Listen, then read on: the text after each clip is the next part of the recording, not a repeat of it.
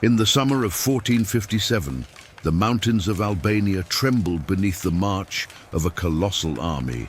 40,000 Ottoman soldiers advanced through the Mat River Valley with the absolute certainty that no force on earth could stop them. Their green banners waved like waves of an infinite sea. Their drums thundered against the rocky slopes like the heartbeat of a furious god. And at the head of that tide of steel rode the man who knew every secret of the enemy, the traitor who had sold his own blood.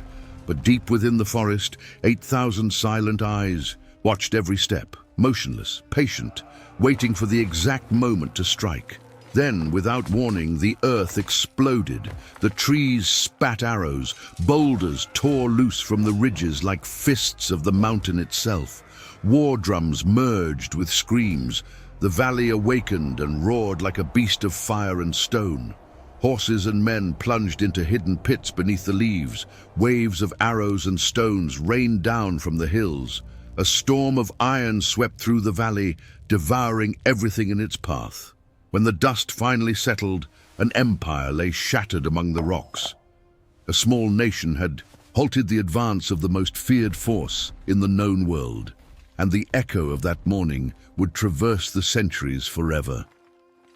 In the middle of the 15th century, the known world trembled beneath the shadow of the Ottoman Empire. From the sands of Arabia to the mountains of the Balkans, the banner of the Crescent advanced with a force that seemed impossible to contain. In 1453, just 4 years before the events that would shake Albania, Sultan Mehmed II had achieved the unthinkable. Constantinople, the city that had stood for 1,000 years as the heart of the Eastern Christian world, fell before his cannons and his janissaries. That victory transformed Mehmed into a living legend. Europeans called him the Conqueror. His own subjects saw him as the sword of destiny. And his eyes, now that Constantinople was his, looked westward, toward Italy, toward Rome, toward the very heart of Christendom. But between the Ottoman Empire and its western ambitions stood a land of steep mountains, deep valleys, and impenetrable forests. Albania, a small territory compared to the Sultan's vast possessions, but strategically vital. Whoever controlled Albania controlled the land routes to the Adriatic, the gates to Italy, the path to Venice and beyond. For the Ottomans, Albania had to be crushed before any dream of Western conquest could be realized. In that land of stone and mist, one man had achieved what no other Christian leader in the Balkans could manage: resistance. His name was Gheorghe Castrioti, but the world knew him by the title the Ottomans themselves had given him in his youth: Skanderbeg, Lord Alexander, a name that evoked the Macedonian who once conquered the world, and that now belonged to the man who refused to be conquered. Skanderbeg's story was as extraordinary as the land he defended. Born in 1405 as the son of an Albanian noble, he had been handed over to the Ottomans as a mere boy, like so many other sons of Balkan lords who served as guarantees of their father's loyalty. In the Sultan's court, young Gheorghe learned the Turkish language, studied the art of Ottoman warfare, mastered their tactics and their secrets. He became one of the most respected commanders in the imperial army. The Ottomans saw in him a perfect model of assimilation, a Christian converted into an instrument of the Sultan. But beneath that apparent loyalty burned something they could never extinguish. In 1443, during a campaign in the Balkans, Skanderbeg deserted. He returned to Albania, seized the citadel of Kruja by force, and swore he would never again serve under the Crescent. From that day forward, he had not stopped fighting. 14 years of battles, of improbable victories, of fragile alliances and bitter betrayals. 14 years in which a man with an army that rarely exceeded 20,000 men had defied the most powerful empire of his age. But the year 1457 arrived laden with shadows. 2 years earlier, at the fortress of Berat, Skanderbeg had suffered a devastating defeat. The Ottoman army, commanded by the experienced General Ishak Bey, had ambushed his forces when the Albanian leader temporarily separated from the main body of his troops. The slaughter was terrible. The survivors fled into the mountains. Throughout Europe spread the rumor that the Lion of Albania had finally been tamed. But the deepest wound came not from enemy swords. It came from his own blood. Hamza Castriotti, his nephew, the boy he had raised almost as a son, the officer he trusted most, betrayed him. Hamza was young, brilliant, ambitious, and had begun to feel that his uncle was stealing his future. In 1456, Skanderbeg had fathered a male child, an heir who would displace Hamza from any line of succession. The seed of resentment found fertile ground when emissaries from Sultan Mehmed II arrived with golden promises. In exchange for his loyalty, Hamza would receive titles, lands, control over much of Albania once it was conquered. The nephew listened, calculated, and accepted. His desertion was a devastating blow. Hamza knew every tactic of his uncle, every secret route through the mountains, every fortress and every weakness. And now all that information belonged to the enemy. Sultan Mehmed saw in that betrayal the perfect opportunity. This time, he would not send a mere punitive expedition. He would send an army so vast that the mere news of its approach would make Albania surrender before a single arrow was fired. By late May of 1457, the Ottoman columns began crossing into Albanian territory. Estimates varied, but chroniclers spoke of between 40,000 and 80,000 soldiers. Janissaries in white turbans, the empire's elite infantry, heavy Sipahi cavalry with armor that gleamed like dragon scales under the sun, archers from every province of the empire, engineers, sappers, supply wagons stretching for miles. And at the front, sharing command, rode two men who knew Skanderbeg better than anyone. Ishak Bey, the veteran who had defeated him at Berat, and Hamza Castriotti, the nephew who had sworn to deliver his uncle's head. When news of the Ottoman advance reached Kruja, Skanderbeg's advisors fell into panic. Some suggested fortifying themselves in the citadels and waiting for help from Venice or the Pope. Others spoke of negotiating, of buying time, of surviving however possible. But Skanderbeg remained silent. He walked to the window of his war chamber and observed the mountains rising to the north wrapped in the evening mist. His hands, hardened by decades of combat, rested on the stone frame. When he finally spoke, his voice was calm, almost soft. "They know my tactics," he said without turning. "They know every move I have used for 14 years. Then we will show them something they have never seen." His generals exchanged looks of confusion. Skanderbeg turned to face them, and in his eyes there was something none of them had seen before. It was not fury, it was not desperation. It was certainty, the certainty of a man who had found the answer to an impossible problem. "We will disappear," he said, "and when they believe we are dead, when they celebrate their victory before having won it, we will crush them." The plan was so audacious, it bordered on madness. Skanderbeg divided his 8,000 men into small groups and sent them in different directions into the mountains. Each unit received precise instructions about routes, meeting points, and signals. No group was to have contact with another until the order came. No fire was to be lit at night. No horse was to whinny where it could be heard. The Albanian army simply evaporated into the landscape, like mist absorbed by the forests. The villagers received equally specific instructions. Hide the food, seal the wells, drive the cattle into the caves, and above all, if the Ottomans asked about Skanderbeg, say that he had fled, that he was finished, that Albania had fallen. The lie had to be so convincing that the Sultan himself would believe it.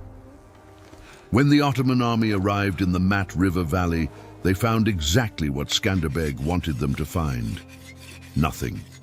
Empty villages, abandoned fields, silence where there should have been resistance, Ishak Bey, a veteran of too many campaigns to trust appearances, ordered his scouts to search every corner of the mountains. But the Albanians had learned to move like ghosts. The scouts returned empty-handed, convinced there was no one there. Hamza, eager to prove his worth to his new masters, insisted that his uncle had finally yielded to pressure. "Look," he said, pointing at the desolate landscape. "I told you he could not face an army of this size. He has fled like the coward he always was." The weeks passed. June became July. July dragged into August. The Ottoman army, designed for swift and decisive campaigns, began to suffer. The supplies they had brought ran out. The Albanian land, deliberately emptied, offered nothing to forage. The horses grew thin. The men fell ill. Boredom, that silent enemy of all armies, began to corrode morale. Soldiers who had marched with the certainty of easy victory now murmured about curses and ghosts. Some swore they had seen shadows moving among the trees at night. Others spoke of whispers that came from the mountains when the wind blew from the north. The Janissaries, men hardened by years of war, refused to admit fear, but they slept with their weapons close and woke at any noise. Ishak Bey maintained discipline with an iron hand, but even he was beginning to doubt. He had expected a battle, not a void. He had expected to find Skanderbeg entrenched in some fortress, not vanished like smoke. Finally, in late August, the Ottoman commanders made a decision. Albania had been conquered without firing an arrow. Skanderbeg had fled or had died of shame. It was time to return home and claim victory before the Sultan. The army began, preparing for withdrawal. Tents were dismantled, supply wagons were reorganized. The soldiers, relieved to escape that cursed land, began to relax for the first time in months. It was exactly what Skanderbeg had been waiting for. From a hidden ridge above Mount Tumanishta, he watched as the Ottoman camp transformed from military order into the chaos of a retreating force. The defensive lines slackened. The sentries, convinced there was no enemy, lowered their guard. Soldiers moved without formation, carrying baggage instead of weapons. On the night of September 1st, messengers departed toward every group hidden in the mountains. The signal was simple. One word: tomorrow. In the darkness before dawn on September 2nd, 1457, 8,000 Albanians silently converged toward the hills of Tumanishta. They moved without torches, guided only by starlight and the intimate knowledge of their own land. Every man knew his position, every unit knew its objective. When the first rosy glow appeared over the eastern ridges, Skanderbeg's army was in position, invisible, holding its breath, waiting for the order of a single man.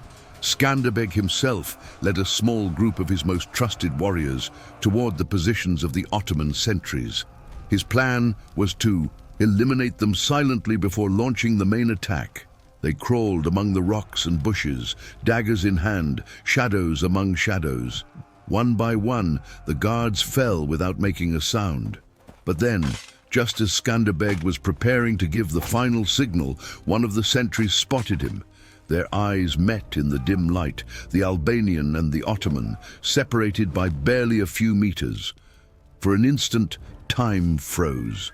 Then the guard opened his mouth and screamed with all the strength in his lungs. Skanderbeg has arrived. The plans for a silent attack vanished in that instant. But Skanderbeg did not hesitate. He raised his sword toward the brightening sky and howled the order that would change history. Now, the hills exploded into motion. From 3 different directions, the Albanians hurled themselves downhill toward the Ottoman camp.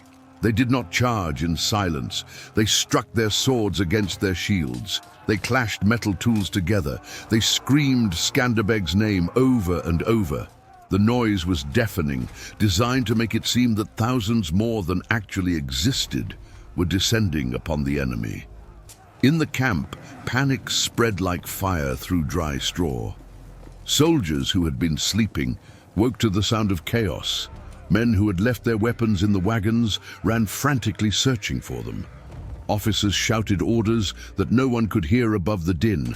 Tents tangled with the men trying to escape them. Horses, terrified by the noise, broke their tethers and galloped wildly through the camp, trampling anyone in their path. The first Albanian wave struck like an iron hammer.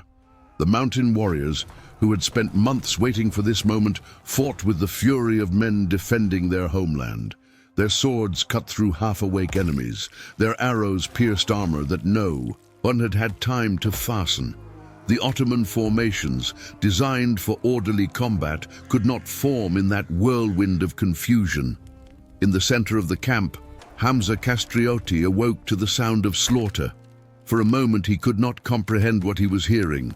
They had won. His uncle had fled. It could not be. He dressed frantically and emerged from his tent to find hell unleashed around him. Soldiers ran in every direction. Bodies lay everywhere. And above the roar of battle, he heard a name repeated again and again. Skanderbeg, Skanderbeg, Skanderbeg.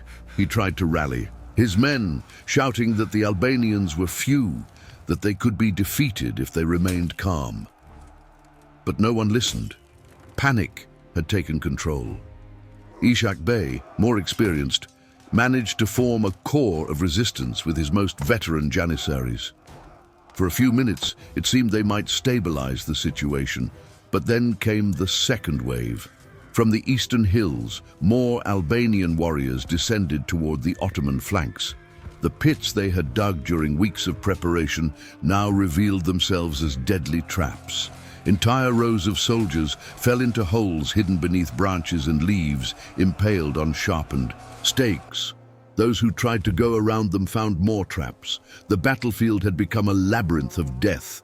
The sun rose over Tumenishta, and with each passing hour, the Ottoman defeat became more complete. The Albanians gave no quarter. Every attempt to regroup was crushed before it could form. Every escape route was blocked by warriors who knew every path, every rock, every tree of that land. Skanderbeg himself fought on the front lines. At 52 years of age, his arm had lost neither strength nor his mind's sharpness. His armor was splattered with enemy blood. His sword never rested. The men who fought beside him felt his presence like a flame that ignited their own courage. Where he advanced, the enemy retreated. When a sector seemed about to give way, Skanderbeg appeared riding through the chaos, and the Albanians redoubled their efforts. By noon, what had been an army had become a mass of terrified survivors desperately seeking escape. The Sultan's green standards lay trampled in the dust. The regimental flags had vanished, captured as trophies or destroyed in the fray. The drums that had once thundered with imperial confidence now stood silent, abandoned alongside their fallen bearers. Ishak Bey fell fighting, according to some chronicles, or managed to escape with a handful of survivors, according to others. But about Hamza Castrioti there was no doubt. He was captured alive. The Albanians who found him dragged him before Skanderbeg, while the battle still raged around them. The traitorous nephew was forced to kneel in the dust, his armor dented, his face stained with blood and dirt. The Albanian warriors demanded his death. Some wanted to execute him on the spot. Others proposed tortures that would match the magnitude of his betrayal. Skanderbeg looked at his nephew for a long moment. In his eyes there was no fury, only a deep and ancient sadness. When he spoke, his voice was almost soft. "Let him live," he said.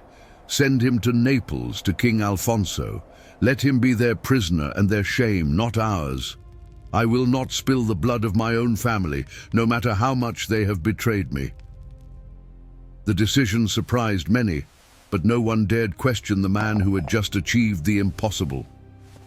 When the sun began to descend toward the west, the valley of Albulena had fallen silent, a terrible silence, heavy as lead, broken only by the groans of the wounded and the cawing of crows already beginning to gather. The ground was carpeted with bodies. Later estimates would speak of 15,000 Ottomans dead and another 15,000 captured. 30,000 men, the flower of the Sultan's army, destroyed in a single morning by a force outnumbered 5-1. 24 battle standards were taken as trophies. All the treasure of the camp, the gold intended to pay the troops, the weapons, the supplies, fell into Albanian hands. It was the most complete, most devastating, most humiliating victory the Ottoman Empire had suffered in generations. Skanderbeg walked among the fallen as the golden light of sunset painted the mountains. There was no triumph on his face, only the fatigue of a man who had carried the weight of his nation for too many years. Around him, his warriors began gathering the prisoners, collecting the weapons, tending to the wounded. Some prayed, others wept. Many simply sat on the ground, too exhausted to do anything but breathe. A captain approached Skanderbeg and asked what they should do with the Ottoman dead. The Albanian commander looked toward the valley covered in bodies and answered without hesitation, "Bury them. They were soldiers following orders. They do not deserve to be carrion for beasts." That order, more than any military victory, revealed the character of the man Europe would call the athlete of Christ, the defender of the faith, the shield of Christendom. News of Albulena traveled faster than the wind. Messengers departed in every direction carrying accounts of what had happened. In Venice, merchants left their businesses to hear the news in the squares. In Rome, Pope Calixtus III ordered the bells of all churches to ring for days. In Naples, King Alfonso received Hamza Castriotti as a prisoner and as living proof that the Ottomans could be defeated. Throughout Italy, poets wrote odes to the Albanian hero. Painters began creating portraits of a man most had never seen. European courts that had ignored Skanderbeg's pleas for help for years now celebrated him as the continent's savior.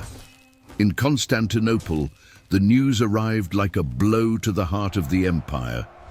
Sultan Mehmed II, who had conquered the greatest city of the Christian world, who had humiliated kingdoms and crushed armies, listened in silence as his viziers recounted the magnitude of the disaster. He did not shout, he did not punish the messenger. He simply rose and walked toward the gardens of Topkapi, where he remained alone for hours, gazing westward, toward the mountains that had devoured his army. Albania celebrated, but Skanderbeg did not allow himself to rest on glory. He knew better than anyone that the victory at Albulena was not the end, but a reprieve. The Ottoman Empire was vast, its resources nearly limitless. They would return. They always returned.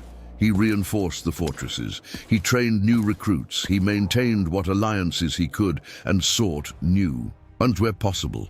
For the next 11 years, he would continue fighting, winning some battles, losing others, but never allowing Albania to fall under the Ottoman yoke while he still drew breath. He died in 1468, exhausted by decades of ceaseless war, but never defeated in his lifetime. Only after his death did the Ottomans finally manage to conquer Albania.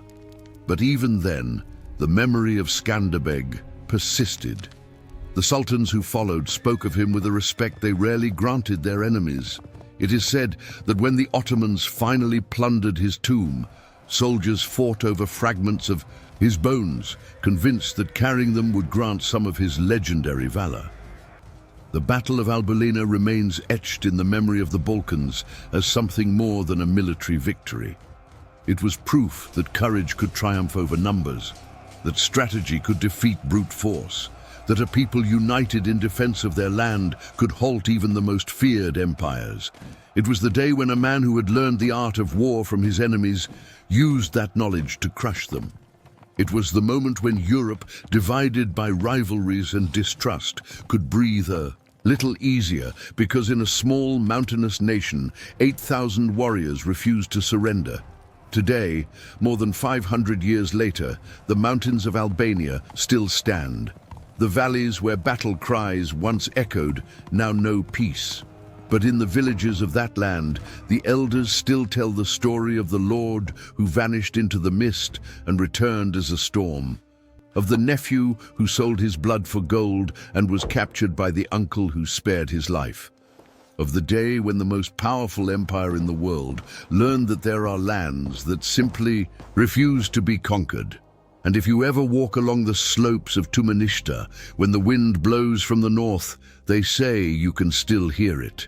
The echo of a name. Skanderbeg, Skanderbeg, Skanderbeg. The man who turned mountains into fortresses, patience into a weapon, and the faith of a people into a force that no army could break.